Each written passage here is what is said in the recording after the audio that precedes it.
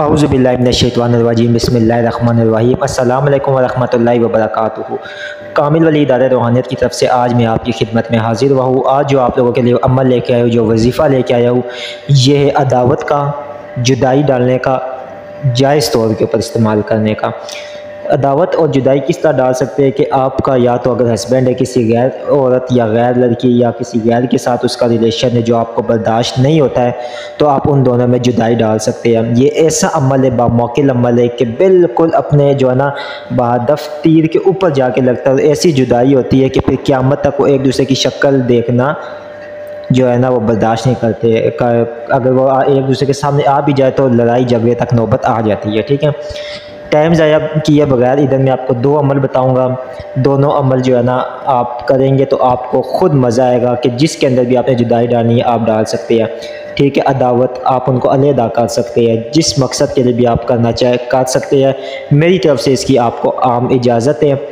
ठीक है, करना आपने इस तरह, सबसे पहले वीडियो को गौर से देखें। जो चीज़ मैं बता दूँ, सबसे पहले आपने करना है कि जिन दो अशखास के अंदर आपने जुदाई डाली है उनकी तस्वीरें ले लेनी है, क्योंकि मैं ये आपको नए अमल बताऊंगा नए तरीक़ेकार से, पुराने से नहीं कि आप ये करें वो चीज़ें ले, नहीं। जो हमने जिस तरह मतलब इस्तेमाल किया आपको भी वही इस्तेमाल करने का तरीक़ेकार मैं आपको बताऊँगा। सबसे पहले आपने दोनों की तस्वीरें ले लेनी है जिसके लिए भी आपने अमल करना है। उसके पीछे आपने सूरह तब्बत, ठीक है, मतलब सूरह लहब, तब्बत यदा बिलहब, ठीक है, उसका नक्श अगर आपको बनाने आता है तो उसका आप नक्श लिख ले।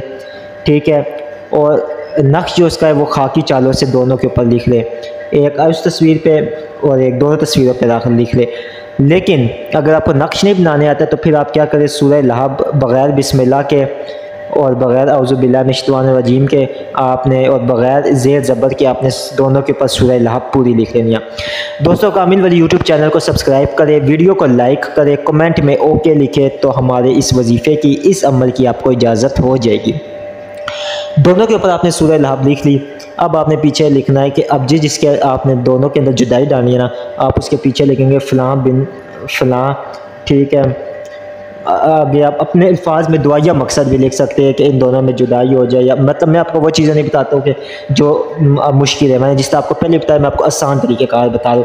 अब जिन दो फ़रीक़ीन में जुदाई डालनी है उन दोनों का नाम दोनों तस्वीरों के पीछे लिखे और उनकी माओ का नाम लिखे। ठीक है, लिखने के बाद अब आपने उस तस्वीर को सामने रखना है और ठीक 12 बजे, या रात को 12 बजे या दिन के 12 बजे, अगर दोनों दिन के और रात के 12 बजे भी आप अमल करें तो बेइंतहा ये करामत है।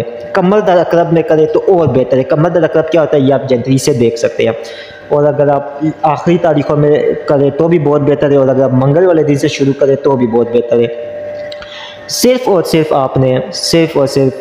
आपने 72 दफ़ा सूरह लहब पढ़नी है, बग़ैर औज़ुबिल्लाह के, बग़ैर बिस्मिल्लाह के। सूरह लहब जब आप 10 दफ़ा पढ़ेंगे और फिर आप उन दोनों तस्वीरों पे फूंक मारेंगे, और फिर ये आपने जो वो दुआ पीछे लिखी होगी कि इनकी जुदाई हो जाए, उनके नाम लेके, माँ के नाम लेके कि इन दोनों फ़लाँ बिन फ़लाँ के अंदर जो है ना इससे अलग हो जाए, फ़लाँ बिन फ़लाँ के। ठीक है, दोनों एक दूसरे से जुदा हो जाए।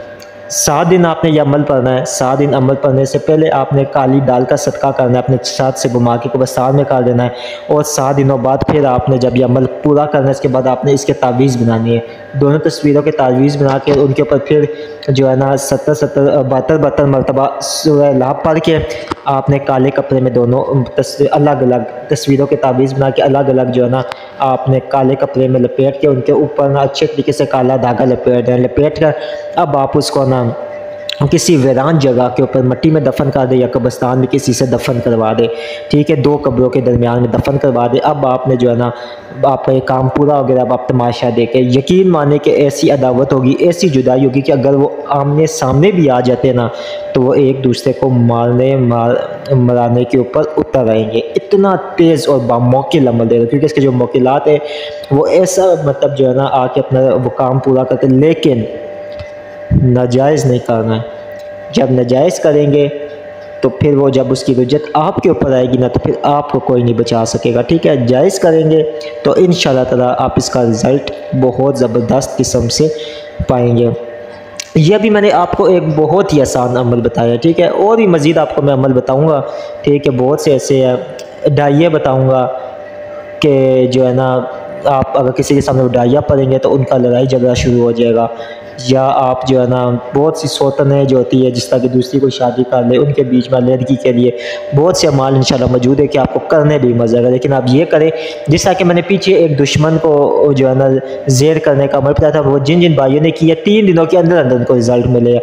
और उन्होंने कहा कि किसी के हाथ पाँव टूटे हैं और एक के ऊपर तो पूरे घर के छत का पंखा भी गिर गया था, वो मेरे पास उन्होंने अपने फीडबैक दिया है। तो ये अमाल नाजायज़ अगर आप करेंगे, इस्तेमाल होगी जायज़ करेंगे, अगर वाकई में हकीकत में अगर अगले बंदे की है गलती, तो वो जो है ना वो बिल्कुल जो है ना वो उसके ऊपर जाकर तीर बादा फॉर्म लगेगा। ठीक है, तो इंशाल्लाह ताला ये आपको वीडियो पसंद आई होगी। वीडियो अच्छी लगने की सूरत में वीडियो को लाइक करें, चैनल को सब्सक्राइब करें और ये वीडियो लोगों के साथ शेयर भी किया करें कि और लोगों के भी काम ये जितने ज़्यादा से ज़्यादा आप शेयर करेंगे और लोग भी जो है ना वो भी इस अमल को इस्तेमाल कर सकेंगे। ठीक है, बाकी हमारी इजाज़त का तरीका मैंने आपको बता दिया है और मुकम्मल आपको इसमें प्रोसेस भी बता दिया है। अल्लाह हाफ़िज़, बहुत शुक्रिया।